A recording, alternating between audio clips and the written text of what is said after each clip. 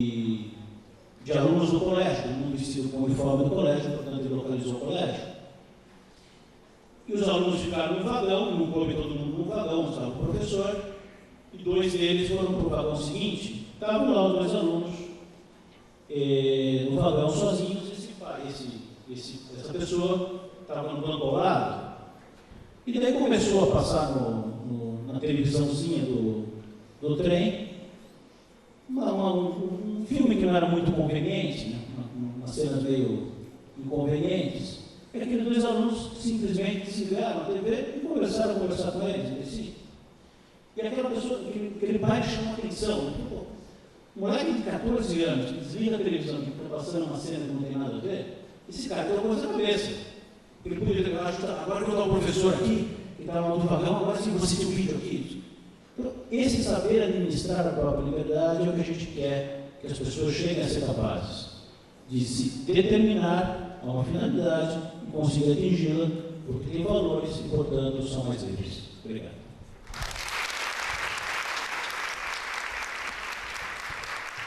Muito obrigado, então, Marcelo. Eu queria registrar aqui a presença entre nós do grande César Romão. César Romão, para vocês terem ideia, além de bacharel em Direito pelo Mackenzie, tem várias pós-graduações, MBA em Marketing pela Fundação Getúlio Vargas, Psicologia Organizacional pela University of America, é doutor honoris causa também pelo Ibero-América, DHC, pelo Conselho Ibero-Americano de Honor à Qualidade Educativa, realizou vários cursos nos Estados Unidos, na Columbus, em Ohio, em Richmond, na Virgínia, e assim por diante. Ele, para terem uma ideia, tem quantos livros? 12 livros publicados em 26 países, 28 países, inclusive na Rússia, os países eslavos, enfim, é uma das pessoas mais importantes. Eu queria então passar a palavra ao Romão. Vamos lá, Romão.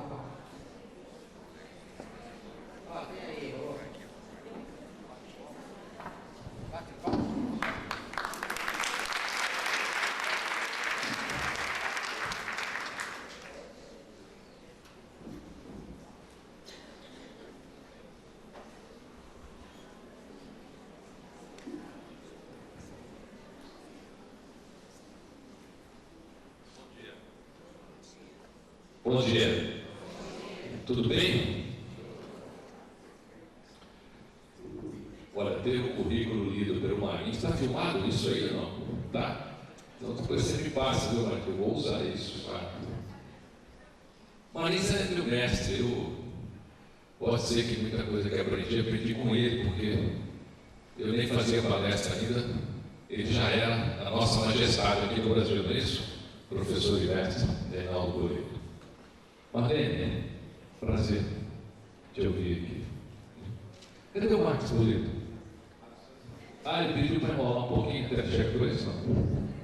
Olha, falar aqui, diante dessas pessoas espetaculares, atualmente aqueles a quem eu tenho como inspiração, mestre, Bolito, professor Reinaldo Bolito, o Max Guerra, Marlene, essa professora maravilhosa, doutora. É meio difícil, mas eu vou tentar aqui deixar uma mensagem para vocês. Eu acho que o primeiro contato que eu tive com a educação foi através de um projeto que eu realizei aqui no Brasil durante 20 anos, chamado Fábrica de Gente. Era um projeto que reintegrou mais de 2.000 meninos de rua à sociedade através do trabalho e da educação. Esse projeto inspirou aqui no estado de São Paulo, a criação da Secretaria do Menor, a nomeação da então secretária na época, a doutora Alda Marco Antônio. E esse projeto durou 20 anos. Depois eu transformei num livro. O livro chama-se Rota dos Vencedores. Você encontra em todas as livrarias do Brasil. Esse foi o meu primeiro contato com a educação. Tem professor aqui? Não? E o professor, para mim, naquela época, era um herói. Hoje a gente está meio baixa, né, professor? A gente está meio baixa. Outro dia eu estava em São Paulo, vi um carro com adesivo escrito assim: sou professor, por favor não me assalte. Vocês já viram essa ou não? Falei, puxa vida, né? Mas que coisa. Falar sobre educação e valores, a primeira coisa, eu penso que aqui no Brasil o professor ainda é muito desvalorizado. O professor ainda não recebe a atenção que deveria receber. E mesmo assim ele faz milagres, porque hoje o professor no Brasil, ele não é professor, ele realiza um milagre. Não é isso? Porque os pais despejam o filho lá na porta da escola e lá no subconsciente do pai eles dizem assim: se vira. E se o moleque chega mal educado em casa, ele fala: é essa escola, é esse professor novo que chegou. Não é assim? Mas parabéns por você realizar tantos milagres na vida de tantos alunos. Para se falar de valores, eu acho que é importante a gente definir, né, o que é valor, o que são valores na vida das pessoas. Vocês estão acompanhando o que um vídeo caseiro causou no mundo? Estão acompanhando ou não? Aquele vídeo caseiro denegrindo a imagem dos muçulmanos, de Maomé. Foi por causa desse vídeo que as embaixadas americanas lá no Oriente estão sendo atacadas. Um vídeo tem o poder hoje de talvez causar uma guerra. Então olha essa geração tecnológica, né, o poder que determinadas coisas têm quando atacam o que eu chamo de valores dos outros. O que é valor? Vou tentar definir aqui para você. Mas depois da definição de valores, eu vou passar para você como é que a gente mantém os nossos valores. Isso é o mais importante. Quem é casado aqui? Quem tem filho pequeno? 1 ano, filho de 1 ano. 1 ano. Você, como é que você chama? Kátia.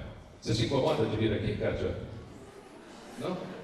Vai pagar amigo não, fica tranquilo. Uma salva de palmas aqui para cá.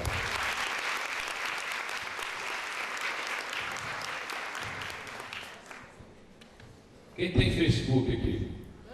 Todos já tem? Tá bom. Olha, se você que tem Facebook clicar no facebook.com César, todo dia você vai receber um texto chamado Atitude Nutritiva, que vai te ajudar a se inspirar. Não é tão bom quanto os textos do professor Marins, os textos do professor Reinaldo Polido, que o Marins envia 20 anos já, Marins. De 20 anos, o texto de motivação e sucesso. É Kátia, né? Tudo bem, Kátia? Você tem filhos? De 1 ano? Tem 1 aninho. Como é que ela chama? Olha, está vendo como vocês fazem milagre? Além de fazer milagre na escola, faz milagre em casa também, né? É bom. Kátia, eu quero fazer uma proposta a você. Imagine você que, bom, agora ficou completa a mesa aqui, chegou o Max, eu tenho que parar de falar dele agora aqui. Vou mudar de assunto, né, Max? Imagine você, Kátia, que eu quero fazer um desafio a você, para você, tá? Olha, na realidade, eu chamei você e falei que você não ia pagar amigo, né? Mas vai tocar uma música aqui, você vai ter que dançar. Você vai escolher, ou é Eu Te Pego, ou é o Tchá-Tchu-Tchu. Qual você quer? A segunda? Ó, são valores, tá vendo? Eu fui ao prédio mais alto aqui de Sorocaba. Qual é, professor Marins? 30 andares, 50? Fundação Marins. 40 andares. E a Fundação Marins, ela não tem um prédio só, ela tem 2 prédios de 40 andares. Tá certo? E aí, eu peguei uma viga U. Você lembra que é viga U? É uma viga de aço, é um trilho de trem, só que pode ser uma largura grande, vai, uma linguagem bem popular. Essa viga U tem 3 metros de largura. Eu botei você no bloco A do prédio da Fundação Marins e eu estou aqui no bloco B da Fundação Marins. E estiquei essa viga aqui. Tem 2 metros de largura, uma viga U de aço, não vai cair de jeito nenhum. E você está a 40 andares de altura, assim como eu. Certo? Aí eu aqui do outro lado faço uma proposta a você. Eu digo a você, Kátia, se eu te der 100 mil reais, você andaria por essa viga U e viria buscar o cheque de 100 mil reais? Viria? Então vem. Vocês verem que o professor faz qualquer negócio, né? Pronto, volta lá, Kátia. Por isso que vocês fazem milagre. Agora é o seguinte, Kátia. Nós estamos no mesmo local, nos mesmos prédios, está tudo igual. Só que a meteorologia disse que vai bater um vento agora em Sorocaba de 120 km por hora. Tá certo? E nós estamos no mesmo local, não mudamos, está igualzinho. Como você foi milagreira na primeira, eu acho que você pode fazer milagre. Eu digo a você assim, Kátia, o vento está a 120 km por hora aqui em Sorocaba, tá certo? Só que agora eu tenho um cheque para você de 500 mil reais. Eu duvido que você consiga ficar em cima da viga, né? Com vento de 120 km por hora. Você está avisada disso, ok? Você viria buscar? É louca mesmo. Eu ficaria aqui bem juntinho. Tá bom. Você vê que ela já ganhou muito mais do que ganha lá na escola, né? Kátia, o negócio ficou feio agora.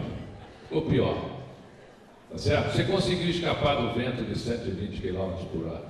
Só que agora, além do vento, tem chuva e raio. A possibilidade de você sair viva desse trajeto que eu vou lhe convidar é zero. É nenhuma. Acabou, você vai morrer. Tá? Só que você pode morrer com um chequinho nominal a você, que só você pode descontar. Esse é o trato. Não dá para passar para alguém, é só você que vai poder usar esse cheque. É um chequinho. Quanto eu dou para ela morrer, gente? Tá? Eu te dou R$1 milhão, só você vai poder usar esse cheque, tá bom? Tá? Para você atravessar e morrer. Porque agora tem chuva, vento e raio. E você sabe que o aço atrai raio, né? Então você será um alvo fácil. Você viria? Não. Bem, nós descobrimos aqui um dos valores da Kátia. Vem cá, Kátia. Qual é o valor que a gente descobriu da Kátia? Que a vida dela vale mais do que R$1 milhão. Tá certo? Por 100 mil, 200 mil, 300 mil, ela se arrisca. Mas por R$1 milhão ela não daria a vida dela. Perfeito? Volta lá, Kátia. Kátia, aqui, pode ficar, fica aí. A gente não saiu do prédio ainda. Eu sou um cara mau. Polito sabe disso. Max Gehrig sabe disso. O Marins está descobrindo hoje. Eu sou um cara mau, muito mau. Eu fiquei bravo que você não morreu. Fiquei bravo que você não quis buscar aqui o cheque de R$1 milhão. Eu não gostei. Eu saí daqui do prédio da Fundação Marins, fui lá na sua casa. Como é que chama a sua filha? Eu peguei a Mariana e sequestrei. E trouxe aqui para cima do prédio onde nós estamos. E eu estou aqui segurando a Mariana pelo cabelo. E fazendo assim ainda, ó. Porque eu sou mau. Eu sou muito mau. Fiquei bravo com você. Como é que você não morreu por R$1 milhão? Se você está no mesmo lugar, nas mesmas circunstâncias, chuva, raio e vento, você não aceitou R$1 milhão para vir até aqui. Só que agora é o seguinte: se você não vier buscar este cheque de R$1 milhão, Eu vou soltar a Mariana desses 40 andares.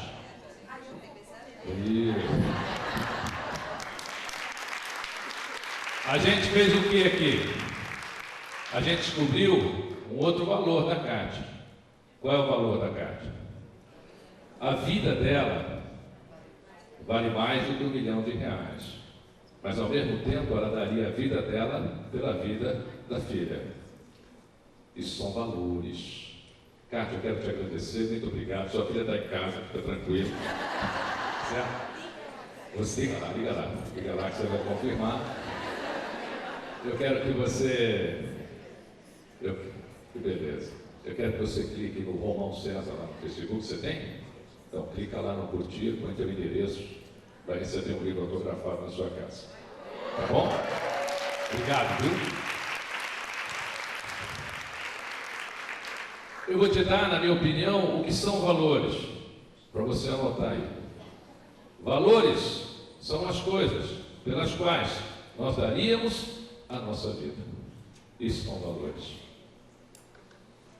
Você daria a vida pela sua família? Eu daria. Então, na sua relação de valores, você coloca a família. Eu daria a vida pelos meus alunos? Daria. Então, na sua relação de valores, você coloca os seus alunos. Todos nós precisamos ter uma relação de valores. Eu tenho a minha. E eu fiz a minha relação de valores ao longo da minha vida. As coisas pelas quais eu daria a minha vida. Porém, valores não são nada sem os princípios. O que são os princípios? Os princípios são as atitudes que você terá durante a sua vida para nunca afetar nenhum dos seus valores. Você coloca lá o seu marido, aquele traste que você tem lá em casa, lá, né? Coloca, ele é um dos meus valores. Aí você chega em casa e briga com ele.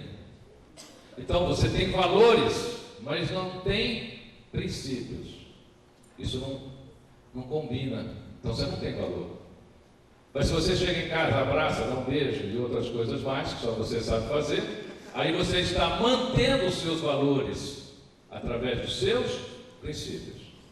Se a educação é um dos seus valores, você, vindo aqui hoje a esse evento da Fundação Marins, você está tendo uma atitude que mantém os seus valores.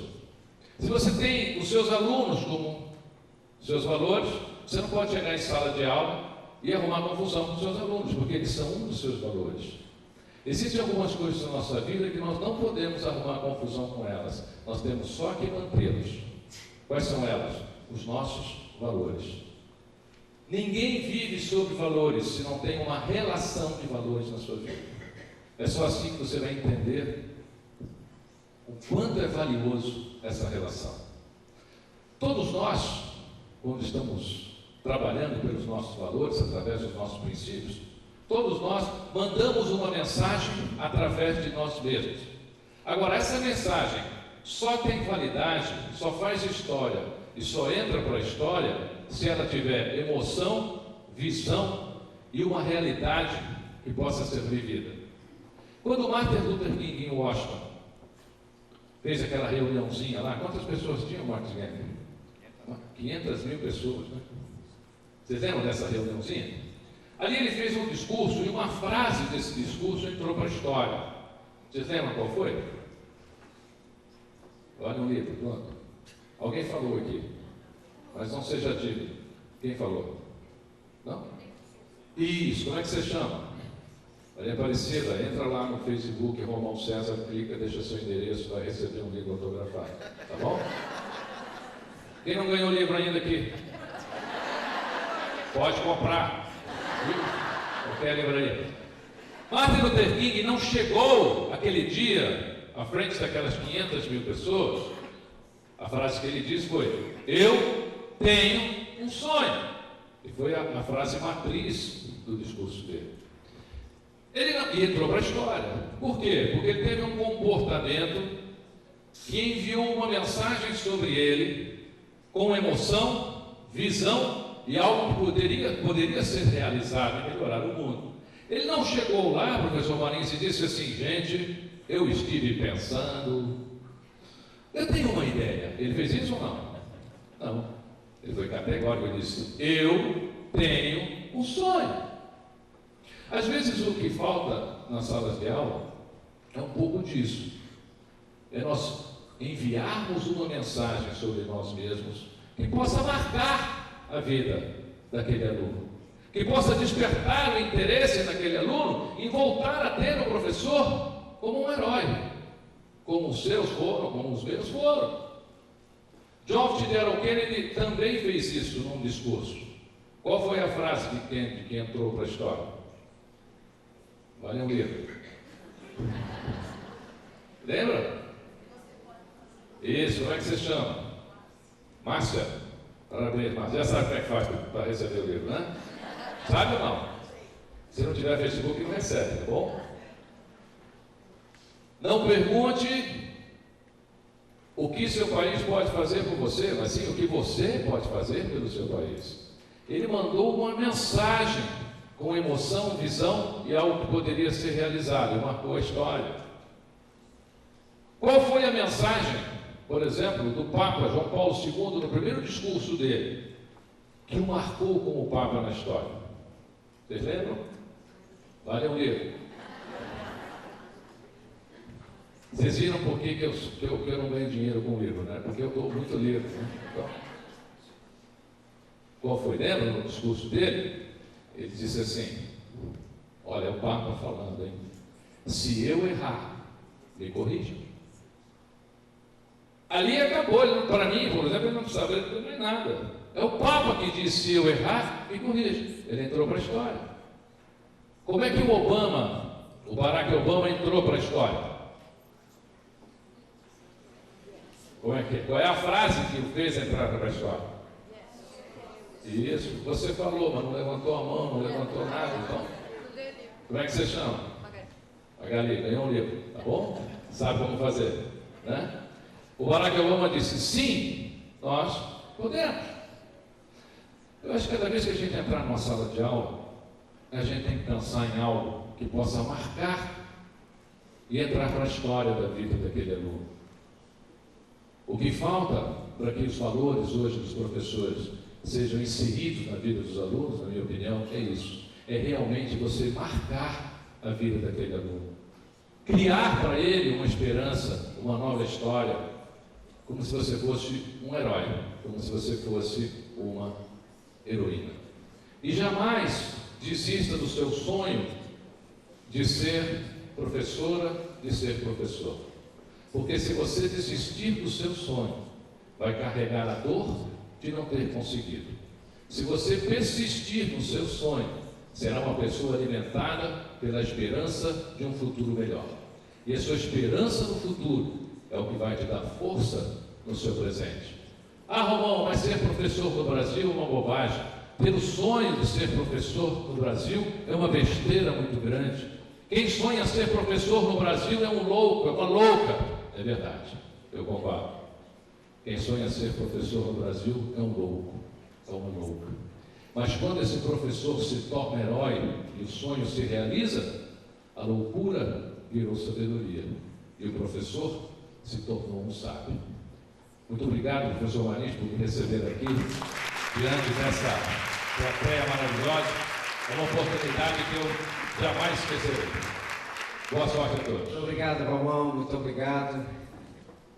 Reinaldo Polito. Eu deixei o Max para o fim, que é para o Jornal do Meio-Dia, né? O jornal lá da... Polito.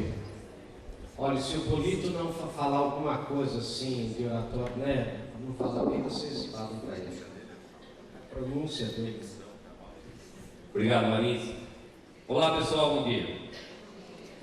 Prometo ser breve. Toda vez que o orador falar isso, não acredite muito, não. É só uma forma de dar uma descansada na plateia. A conversa que nós tivemos aqui sobre mentira é um assunto extremamente delicado e que precisa ser considerado com muito cuidado. Há um autor, David Smith, escreveu um livro chamado Fundamentos Biológicos e Psicológicos da Mentira. E ali ele faz algumas revelações importantíssimas. Primeiro, segundo o estudo do Smith, a cada 10 minutos uma pessoa conta 3 mentiras. Pesquisa deles. E somente uma em cada 1000 pessoas consegue descobrir uma mentira. As pessoas vão mentindo e nós não percebemos que estão mentindo. Então isso torna muito fácil ser mentiroso. E aquele que é habilidoso, político, por exemplo, que tem uma habilidade enorme para mentir, ele vai contando uma série de verdades. Preste atenção como é a tática. Ele vai contando uma série de verdades. E no meio, ele inclui a mentira que ele deseja, com a mesma inflexão de voz, com a mesma fisionomia, e você tem a impressão de que ele está contando a verdade. Então, com isso, as pessoas acabam ficando descrentes e achando que mentir, que enganar é o melhor caminho. Ficam com vergonha de ser honestos, como dizia o Rui Barbosa. Eu acho que nós estamos vivendo agora um momento ímpar na história do Brasil. As pessoas, algumas não estão muito ligadas nessa questão do mensalão, mas é um momento histórico importantíssimo. Os nossos juízes dando um exemplo de que aquele que roubou, aquele que enganou, aquele que ludibriou, vai ser castigado. Então nós começamos a ter um pouquinho de esperança. E como o exemplo vem de cima sempre, esse exemplo pode ser seguido de uma forma mais correta. Eu estou muito esperançoso com isso e tomara que termine exatamente da forma como está caminhando. Eu não acreditava, porque essa questão de justiça, você põe uma vírgula fora do lugar, essa prova não serve, porque não viu com a mão, não assinou o atestado de ladrão, então não pode, e agora parece que nós temos uma esperança. Eu assisti há pouco tempo uma palestra, o que era presidente do Santander e hoje é presidente lá do Grupo Abril, Fábio Barbosa, disse: olha, cuidado com o que você faz hoje, porque as coisas estão se fechando de tal forma que amanhã você vai ser descoberto, e não adianta amanhã você dizer que não sabia, que não tinha noção, porque você errou e vai ser castigado por isso. Então, se nós não conseguimos apenas com uma boa vontade, com um bom exemplo, orientar aqueles que estão dependendo dos nossos ensinamentos, talvez esses exemplos possam mostrar uma coisa diferente, porque os valores estavam se deteriorando, infelizmente. E o valor se deteriorar, passa a existir aquilo que a Marlene falou, não ver o outro, você não observar o outro, não considerar o outro, é tudo transparente. Esse aprendizado de ver o outro e saber que isso é importante no relacionamento, eu aprendi de uma maneira saborosa até. Ali no centro de São Paulo, um sebo chamado Livraria Ornado do Seu Luiz. Eu gostava muito de ir à Livraria Ornado do Seu Luiz. Seu Luiz tinha um sebo tão fabuloso que ele conseguiu ter ali, em determinada época, mais de 300 mil livros. Imagine uma livraria com mais de 300 mil livros. Então aquilo era uma delícia, visitar a livraria do Seu Luiz, quando tinha tempo de consumir uma tarde, uma manhã, garimpando aquelas preciosidades naquelas prateleiras, e ter essa oportunidade de conversar com o Seu Luiz, que era o dono da livraria. O Seu Luiz, um homem de mais de 60 anos, de balcão de livraria. Imagine a experiência deste homem há mais de 60 anos, comprando e vendendo livros todos os dias. Sabia tudo de livro. Perguntava sobre um determinado autor. Professor, conheço muito, esteve muitas vezes aqui na nossa livraria. Saímos em determinado momento por esse interior comprando bibliotecas, e ele entrava numa salinha que tinha do lado e trazia o livro autografado. E se o autor não tivesse autografado, ele mesmo autografava e trazia, que valia do mesmo jeito. E se nessa garimpagem nós encontrássemos aquela pérola, aquele livro que às vezes nem imaginávamos existir, era preciso ter um pouquinho de tranquilidade para não demonstrar ao Seu Luiz o nosso interesse, porque ele, com mais de 60 anos de experiência, tinha aprendido aí determinar o preço do livro pela reação da vítima. E não adiantava ser mais esperto do que ele. Olha o que aconteceu comigo. Eu tinha uma 5ª edição de Eloquência Nacional do Francisco Freire de Carvalho, 1856. Imagine um livro de 1856 falando a respeito do meu trabalho. Meio comidinho pelos bichos, uma preciosidade. Aquilo ficava na minha biblioteca em casa. Quando chegava um amigo, ele nem entrava. Não, vem cá, dá uma olhadinha. Olha o conceito da comunicação como era abordada. Olha a grafia desse livro, um espetáculo. Paixão por aquele livro. Um belo dia eu estou na Ornab, quando eu vi, eu não acreditei. Uma primeira edição intacta de Eloquência Nacional, com capa e tudo, 1834. Inteiro o livro, perfeito. Peguei aquela obra como se fosse algo sagrado. Fui folheando inteiro, fui ficando emocionado. Quando eu levantei a cabeça, fui ficando apavorado. Porque o seu Luiz, olhando por cima dos óculos, esfregando as mãos com aquela carinha de semana faturada. E aí o grande mestre da comunicação vai tentar ser mais esperto do que aquele que só faz isso há mais de 60 anos. Regra número 1 da cartilha do bom comprador: para baixar o preço de um produto, mostre que você não tem interesse. Fiz com competência. Seu Luiz, engraçado, eu tenho um livro igualzinho a esse aqui. Estava até pensando em levar de presente para um amigo, mas ele não vai se interessar, vou dar um best-seller e vai ficar muito mais feliz. Ele, percebendo o teatro, já foi na jugular. Professor, só me desculpe, o livro que o senhor tem não é igual a esse. Eu me lembro bem daquela obra porque fui eu que vendi o livro para o senhor. E esse livro ficou muitos meses aqui na nossa livraria, meio comido pelos bichos. Ele era uma quinta edição, eu não sei se vou acertar ou não, mas a quinta edição do Francisco Freire de Carvalho, me parece ser de 1856. Agora, o senhor me desculpe, hein, professor? O senhor é um homem culto, inteligente, bem preparado. Dá gosto quando o senhor vem aqui na nossa livraria e podemos falar a respeito dos nossos autores. O senhor está me dizendo que vai dar esse livro para o seu amigo que não tem interesse nenhum e vai ficar com aquela quinta edição comida pelos bichos. Professor, siga o meu conselho. Dê aquela quinta edição para o seu amigo. Ele vai ficar tão feliz quanto o senhor ficou até hoje. E fique o senhor com essa primeira edição, professor. Porque quando eu comprei essa biblioteca e vi esse livro, eu falei, impressionante, esse livro tem a cara do professor Polito. Mas aí o grande mestre da comunicação não vai jogar a toalha. E olha só, a argumentação poderosa. Falei, senhor Luiz, o senhor vai me entender bem. O senhor tem livros aqui da sua coleção particular. O senhor vende esses livros? Não, professor, esses livros não estão à venda. É o que acontece comigo, senhor Luiz. O livro está na minha casa, na minha biblioteca, tem as minhas marquinhas. Já apresentei para os meus amigos, faz parte do cenário da minha vida. E aí entra a regra número 2 da cartilha do bom comprador: falar sempre no condicional. Portanto, senhor Luiz, se fosse para comprar, seria para comprar esse, e seria para dar para o meu amigo. E se fosse para comprar, quanto é que pagaria, senhor Luiz? 900, professor. Imagina, 900 por livro. Muito obrigado, não tem interesse nenhum. Estou muito bem atendido. Olha, professor, não vou vender esse livro para ninguém. Esse livro é seu. Pode folhear à vontade. Se quiser trazer o seu exemplar para comparar com esse livro é seu.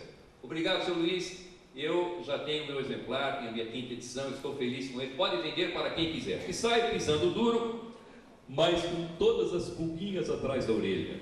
Porque aí tem os fantasminhas. E se aparecer alguém e levar o livro? Não vou me perdoar, sou capaz de correr atrás, de pagar mais caro. Menos de uma semana eu volto desenchavido, carinha de perdedor, rezando ainda para que o livro não tivesse sido vendido.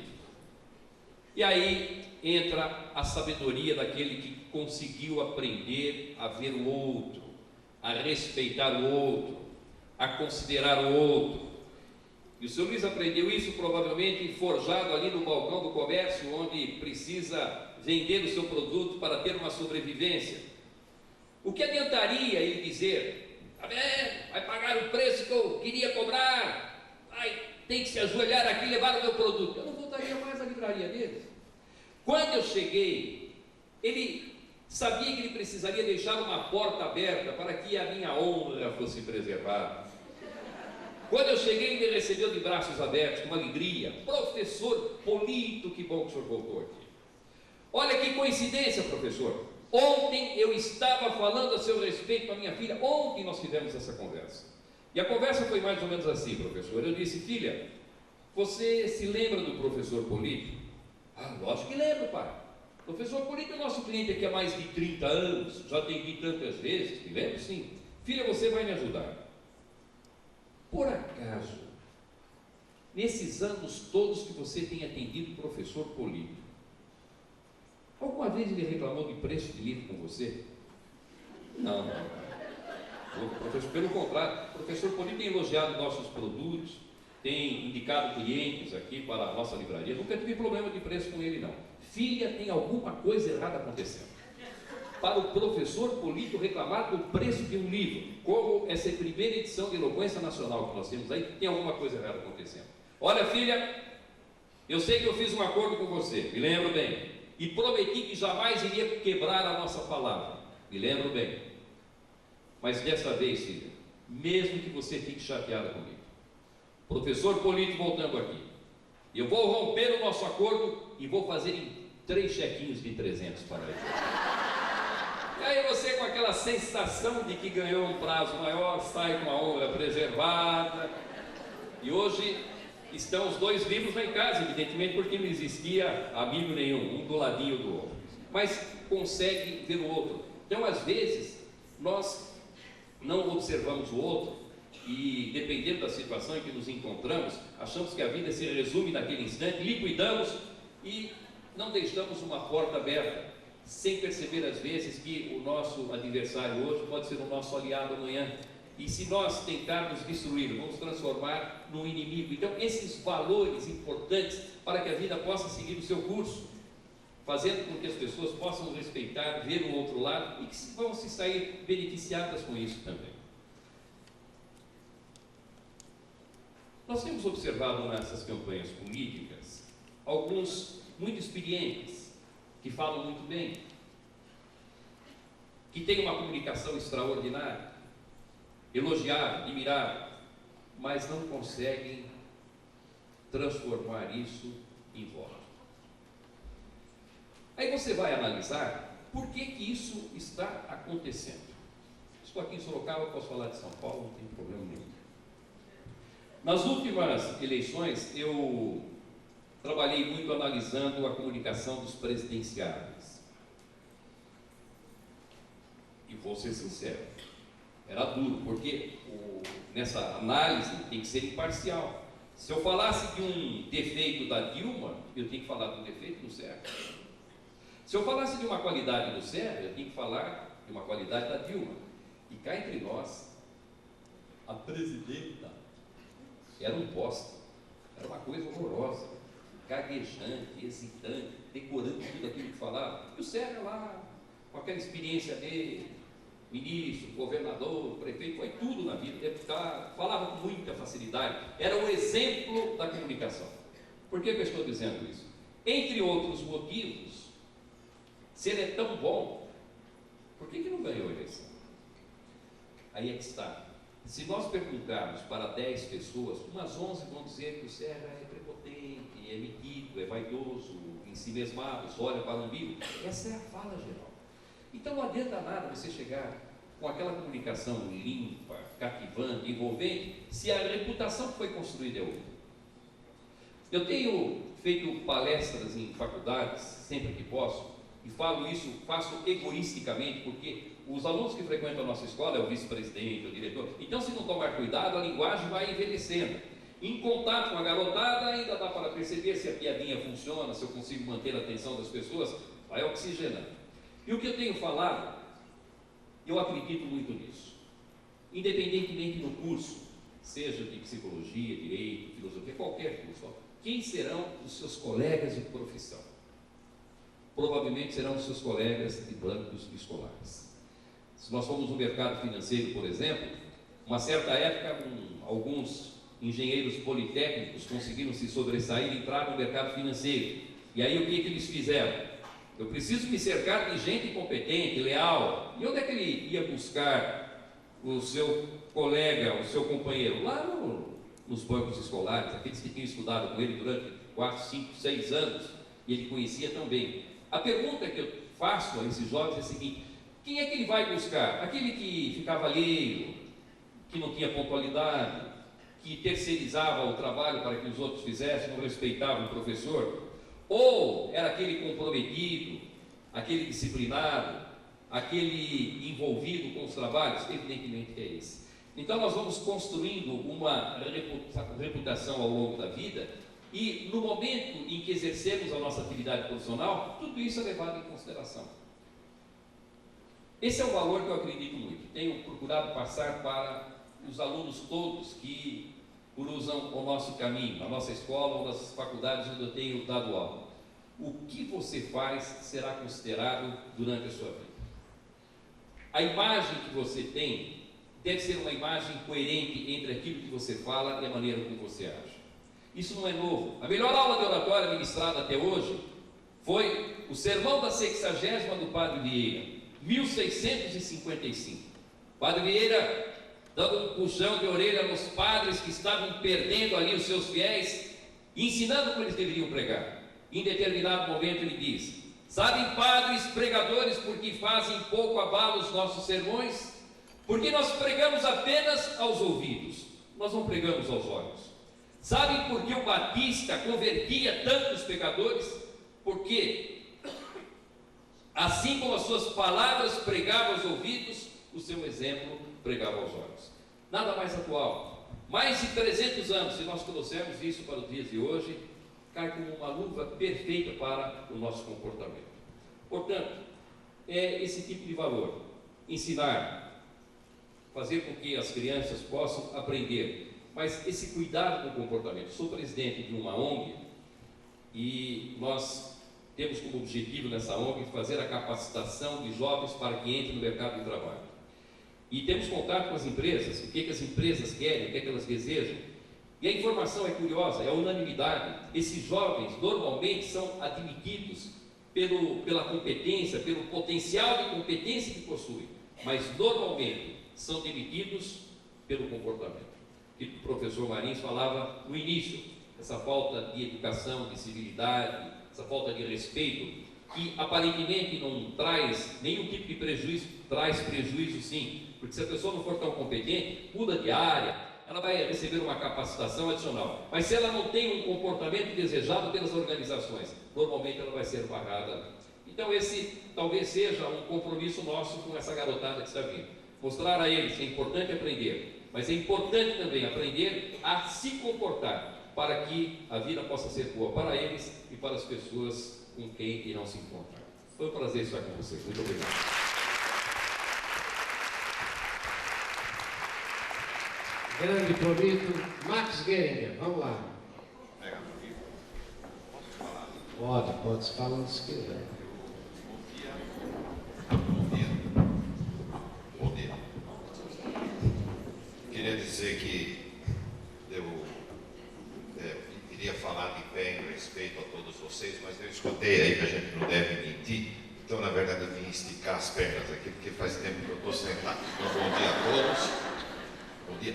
Eu acredito que hoje, numa empresa, numa escola, numa instituição, se alguém abrir uma reunião com uma série de pessoas convidadas e dizer hoje vamos falar de valores, a impressão geral é que nós vamos discutir o preço.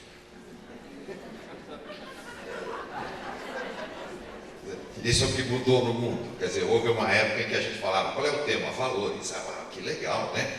Vamos discutir aí uma série de coisas que a gente devia ser e normalmente não é. Então eu queria, como penúltimo a falar, porque o último vai ser o professor Marins, lembrar um pouco de uma época e tentar, na medida do possível, ser sincero. Eu estava outro dia, essa semana tem um livro, né? Eu estava lendo no aeroporto, estava sentadinho, quietinho, lendo ali, e chegou uma pessoa para falar comigo. Ele falou para mim, que livro o senhor está lendo? Eu falei, Almanaque do Timão. E ele falou, sério? Eu falei, sério, o que você acha que eu leio? Foi um livro estatístico, né? Todos os resultados, nome de jogador. Então ele notou que ele ficou meio frustrado, né? Ele pensou que eu devia Sêneca, Aristóteles.